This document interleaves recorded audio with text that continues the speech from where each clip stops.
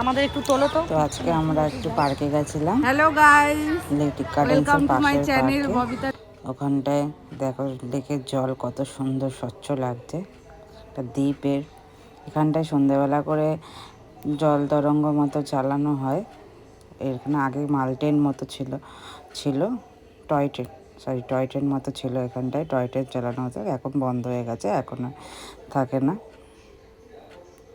এখান থেকে যাওয়া আসা এখন সিট করে দিয়েছে, বসার সিট হয়ে গেছে অনেক। কি সুন্দর লাগছে লেকে।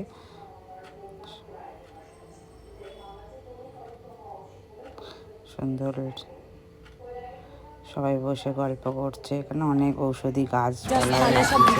এই যে পার্কের ভেতরে আমরা ঢুকছি। এটা হচ্ছে আমাদের এই লেকটা পার্কের মতো থাকে, সাফারি পার্কে, ছোট সাফারি পার্ক যাকে বলে।